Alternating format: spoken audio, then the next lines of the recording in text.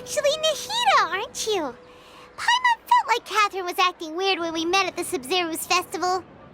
And Dunyarzad, did you save her? It's a really long story. We shouldn't disturb her. Her consciousness is still weakened. Let's chat somewhere else. How about by the Traveler's favorite bench?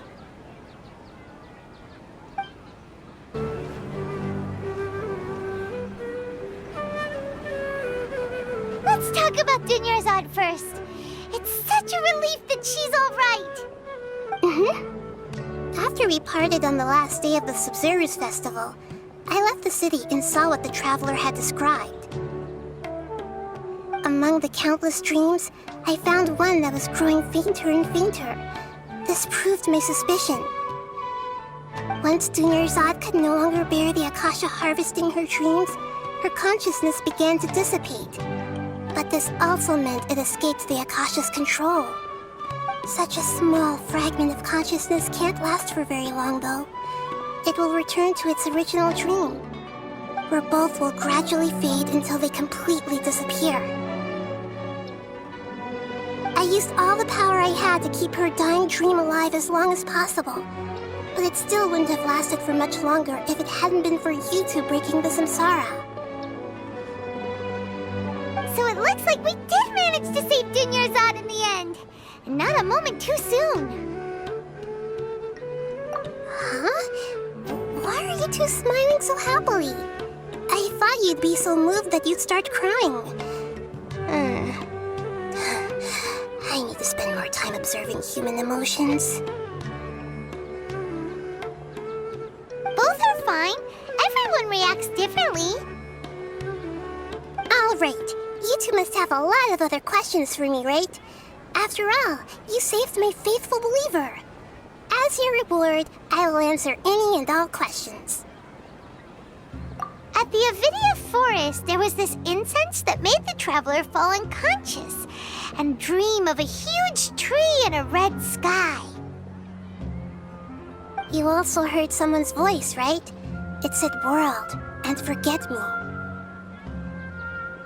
Yeah, so you do know! We've been wanting to ask you what that was about, and if the red sky was related to Khaenri'ah. It seems like the Traveler established a connection to Irminsul. That was a message left by Greater Lord Rukkhadevata's residual consciousness in Irminsul. Perhaps her last memory before she died. As you two probably know, Greater Lord Rukkhadevata disappeared after the disaster in Khaenri'ah. The timings of these events do line up, so your suspicions are reasonable. A message from Greater Lord Rukkhadevata? We thought it was from the Scarlet King. The Scarlet King? That god who died even longer ago? Some present-day desert dwellers still worship him. You probably just heard some of their conspiracies. Okay, so what does the message mean?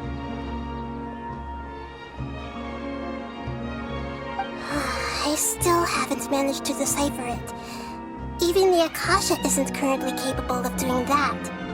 Greater Lord Rukkhadevata's residual consciousness in Irminsul seems to be contaminated with something that has a very dangerous aura to it. Many devoted scholars go mad as soon as they connect their consciousness. I've warned the academia about this many times, but people still keep falling victim to it. But I believe this is the key to saving Irminsul. That's why I've kept trying to decipher it. So the tree in the vision was Irminsul? Oh, Tighnari also said that Irminsul is sick. Is it because of the contaminated consciousness? But even if you can't figure out what that vision was all about, it seems like our search for you was all in vain. The Traveler wasn't affected after coming in contact with that consciousness.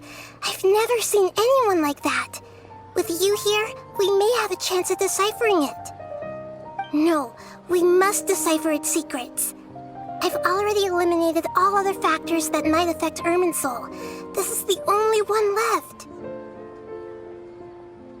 This puzzle has life and death at stake. It could determine Irminsul's fate, as well as Tevat's. To be accurate, I'm using the Akasha as a medium to occupy Catherine's consciousness. How did you do that? Poor Catherine. Does this mean you can also occupy other people's consciousnesses? Theoretically, I can enter anyone's mind as long as they're wearing their Akasha terminal. The Akasha is the legacy of Greater Lord Rukkhadevata. As Lesser Lord Kusanali and the first Akasha terminal, my consciousness has always been linked to the Akasha. I've always respected my people's free will, so I've never actually occupied their consciousness. When necessary, I just borrow this bionic Snezhnayan puppet.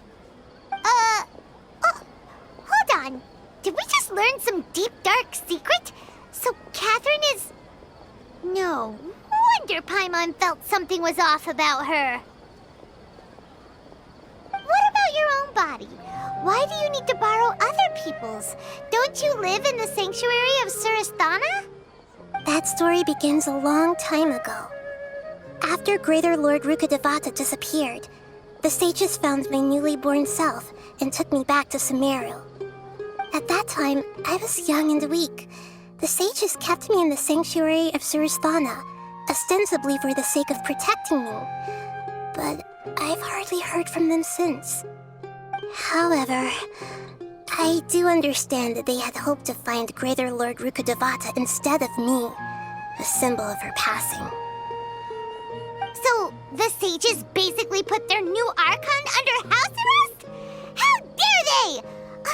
Why don't you teach them a lesson, Nahida? In some ways, they aren't wrong. Greater Lord Rukkhadevata was omniscient and omnipotent. Even after her death, the Akasha is still empowering this nation. And I'm still really far away from being able to call myself the God of Wisdom. Moreover, the Academia is also more proficient at governing this country. My existence has little meaning. Yeah, you got a lot of believers. Just look at the Sub-Zero's festival. Everyone who showed up truly loves you. Thank you for the kind words. But I honestly don't need physical freedom as long as I can connect my consciousness to the Akasha. Trying to find a way to save Irminsul is my life's mission and top priority. I will work on that, and try to live up to being a deity in the meantime. Every once in a while, I will also take up the duties of the God of Wisdom and enlighten a lost soul here and there. Doing all that should be enough.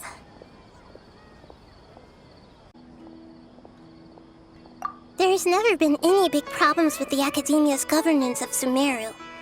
This is the first time I've seen them step out of line. I wonder what caused them to go down this path, and what they hope to achieve. Even though the city's residents haven't noticed anything strange, if the Traveler hadn't broken the Sub-Zero's samsara, the situation could have become dire. I tried to do some investigating in the Akasha, but I couldn't find anything suspicious, and all the people of interest seem to purposely avoid wearing their Akasha terminals. I think they're deliberately trying to hide something. Oh, that reminds Paimon. In Gandharvaville, there was a sage who had invited Tainari to join some kind of project. Could it be related? Regardless, I need to first investigate the sage's motives, make things right, and punish them if needed. But I'll have to be discreet, or they'll see me coming. You mean how the Akasha stops you from having dreams? Yeah, it's been such a long time. No one's noticed something's up? It's not that no one noticed. It's more like no one cared.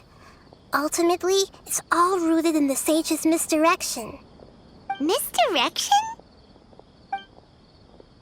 The sages convinced everyone to believe that being unable to dream is a sign of rationality and wisdom. Not dreaming is a badge of honor in Sumeru. Even if the truth is that their dreams are being reaped by the Akasha.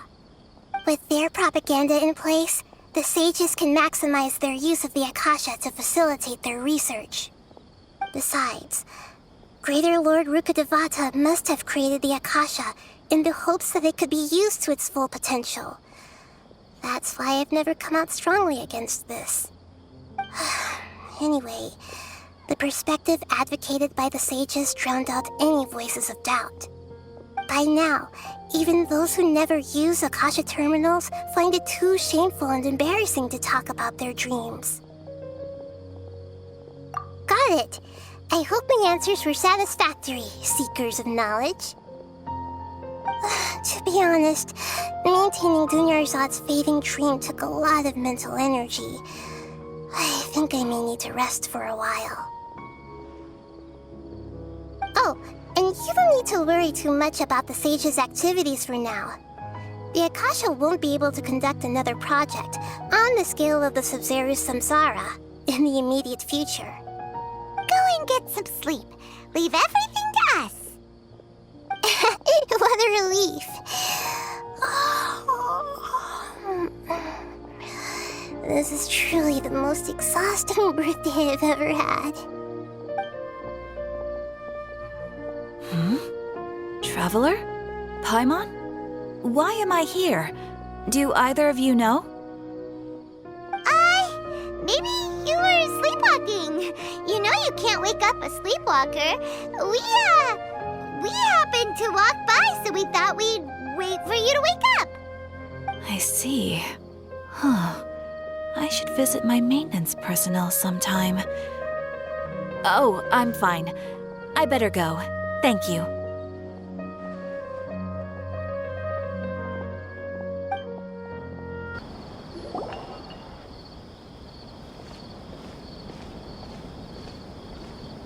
Ad Astra Abyssosque. We meet again, you two. Hi, Catherine. Do you have any commissions for us today? Commissions, huh? Let me think. Oh, how about this? Please attend the Academia's Academic Symposium this afternoon and recite a love poem on stage. Wait, say what now? And if possible, please also use your camera to capture the reaction of the audience upon finishing the poem. Huh? What kind of commission is that? I see. It appears that you're not interested in this commission. In that case, please go to Port Ormos and convince the Eremites there to spend some time volunteering at the local orphanage. Hey, that's not any better. I'm sure the mercenaries will have some interesting reactions as well. Paimon's gotta ask. Just who exactly has been submitting these commissions to the Adventurers Guild? Oh, the commissioner? Well, actually, I just wanted to see the two of you in action. Was it so obvious? I was hoping you would actually take one of those commissions. That kind of chance to observe humans doesn't come by often. Ah, so it's Nahida. Paimon just knew Catherine wouldn't crack those kinds of jokes. When did you get into her head? From when she said, Ad Astra Abyssosque? So it's been you this whole time? Are you done resting up, Nahida? Yes.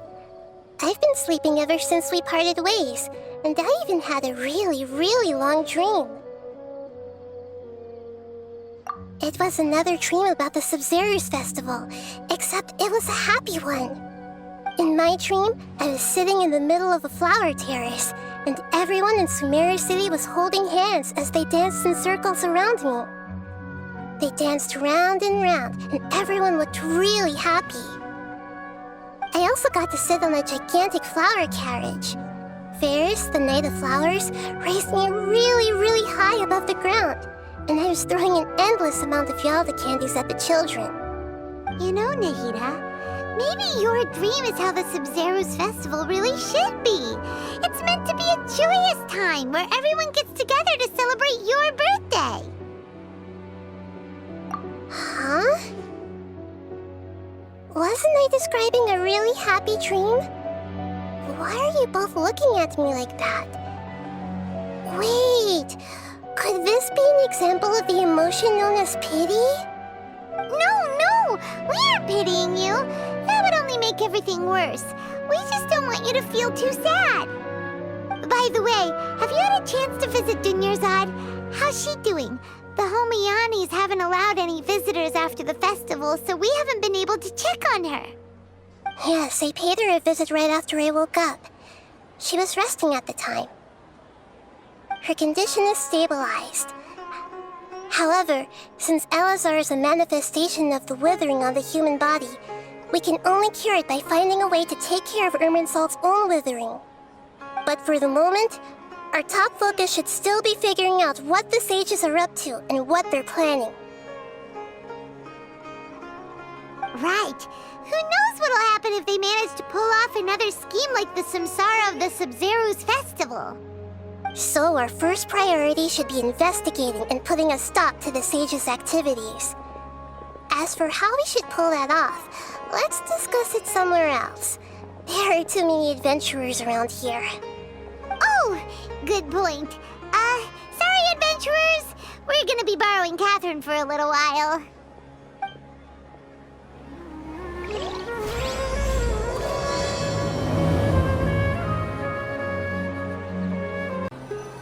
Let's continue our chat here.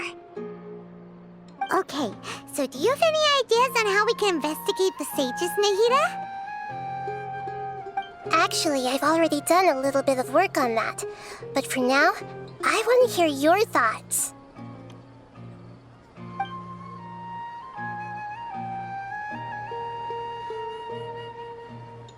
I've already tried that, but all the key members of the Academia, even the core of 30 guards, intentionally avoid wearing their Akasha terminals. It seems that from the very beginning, they've been guarding against info leaks from the Akasha. Of course, it could also be because they're wary of me. Have you already caught the sage's attention? I'm guessing not yet, but distrusting me would make perfect sense if they've ever paid attention to the urban legends about me.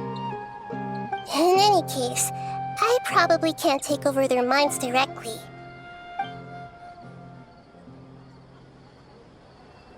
No way, that's too risky. You mean it'd be too easy to get caught? No, it's not that. We shouldn't involve innocent students in this. A single mistake could completely ruin their lives. Doing that would be ignoring the safety of my people for my own selfish goals. How is that any different from what the sages are doing? That's a good point. Spoken like the god of Sumeru.